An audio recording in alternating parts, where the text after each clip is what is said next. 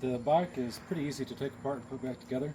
I've loosened everything up a little bit, and so far it hasn't taken many tools. Most things are pretty easy. I guess we'll start with the seat. With the seat, there are two wing nuts in the back. You can see I've already loosened this one up, and so I'll just go ahead and take them off. I'm going to put all the fasteners back where they go.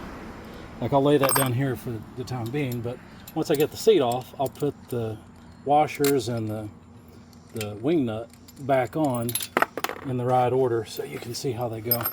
Let's see, so those are the supports in the back, and then there should be one in the front. Now in the front, there's a quick release here, and you can tighten and loosen it this way, and then you turn this. It's an eccentric clamp.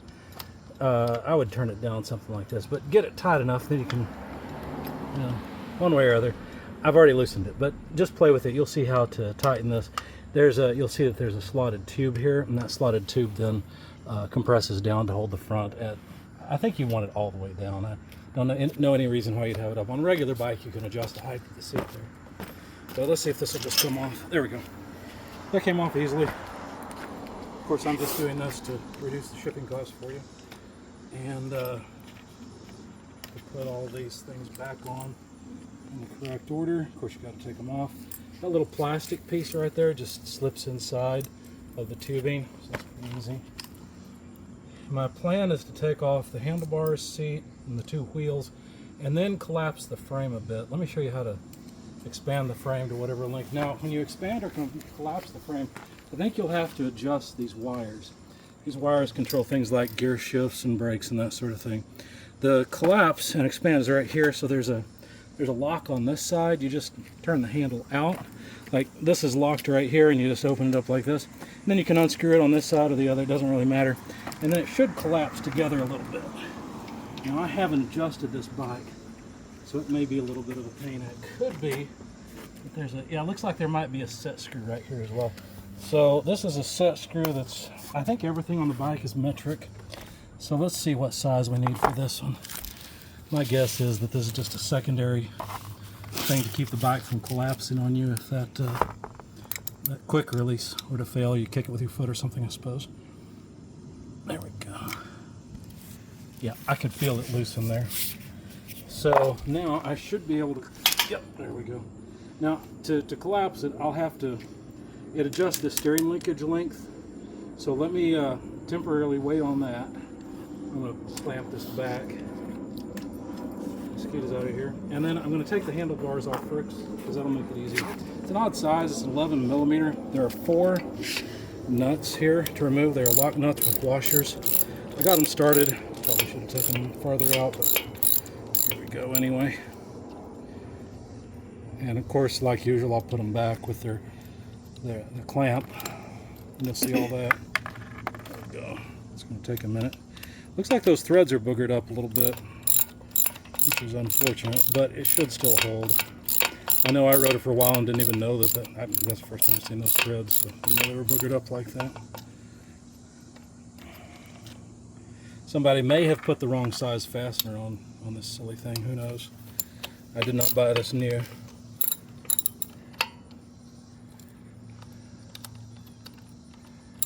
It's actually kind of a pain because it looks like that stud is welded in place. This wants to fall because I haven't got it clamped down real good. There we go. Yeah. Here, I'll show you how to tighten that. So all you got to do is just turn the fastener a little bit, and then when you clamp it, it shouldn't go anywhere. It's just like a regular screw. There, that should hold it for the time being. I said it should hold it. Maybe that's why they got that. It's just not tight enough. I'll have to put that set screw back in temporarily. That should hold it. Yeah, that's good. Okay, so now let's get this off. Yeah, I bet somebody has used the wrong size nuts on these, and unfortunately that damaged the threads, which is a shame. The only way I can think of to overcome that is maybe get a new part. If you got somebody that can weld, take those studs out and weld some new ones in. That's not a really hard job.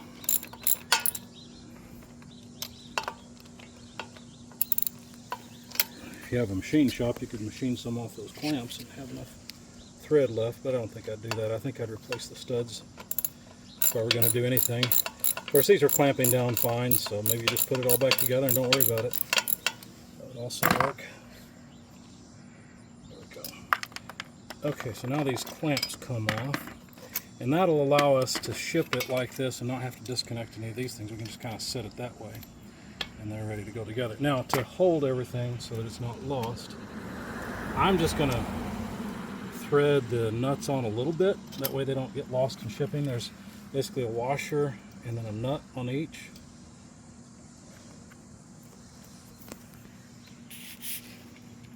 You could probably run a die down these threads.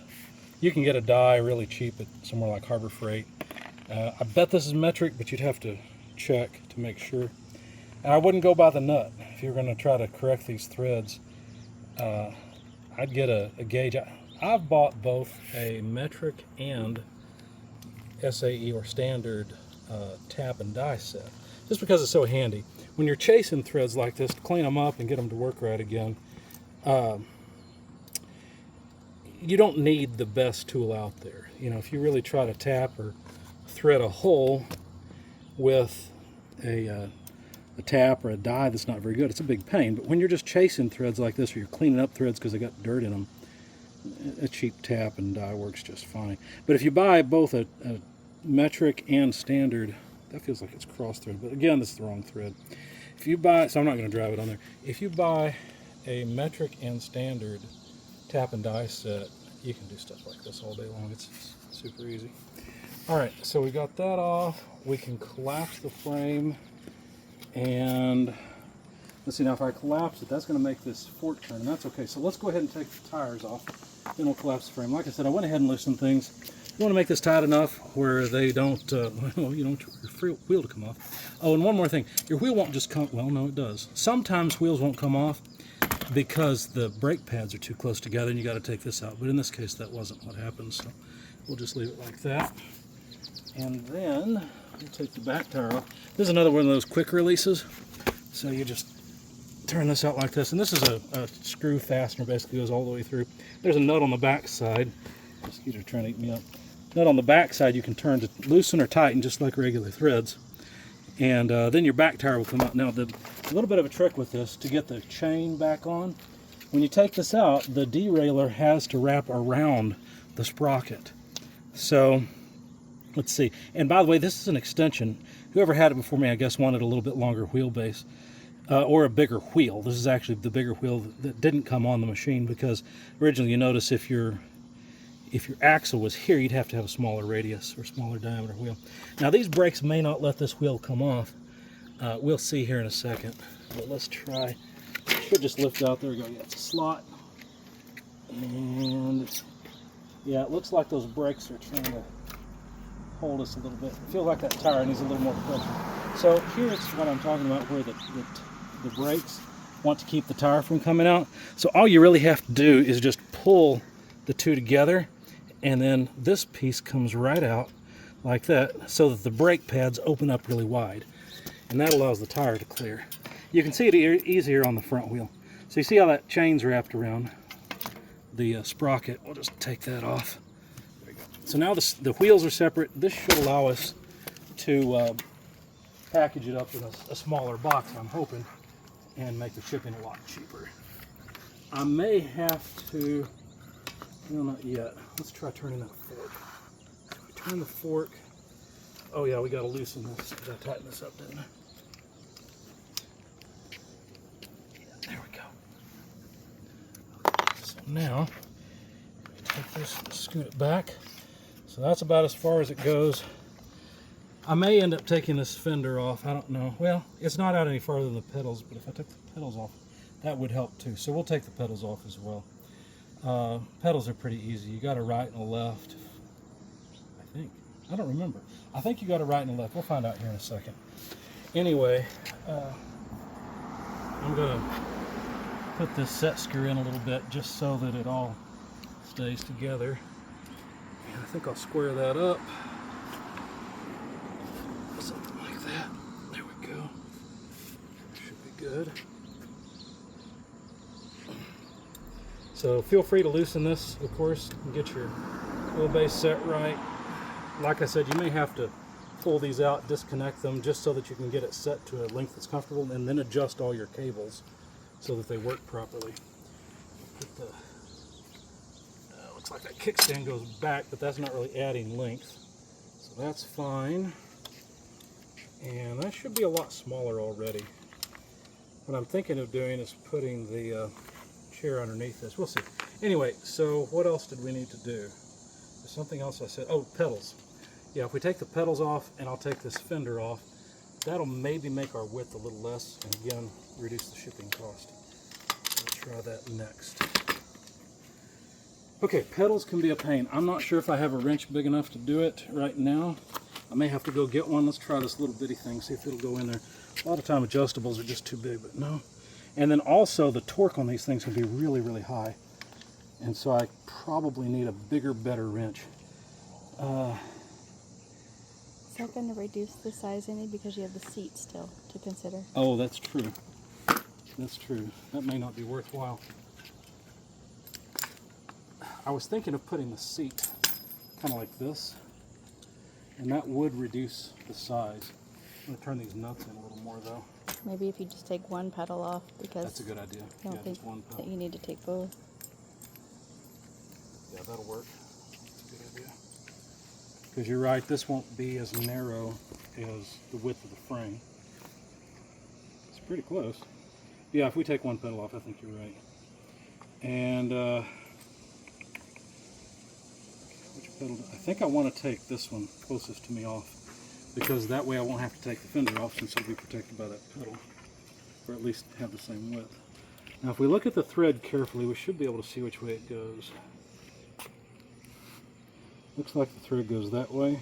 So this is a standard thread as far as I can tell. Now this may or may not work. There we go. It did work.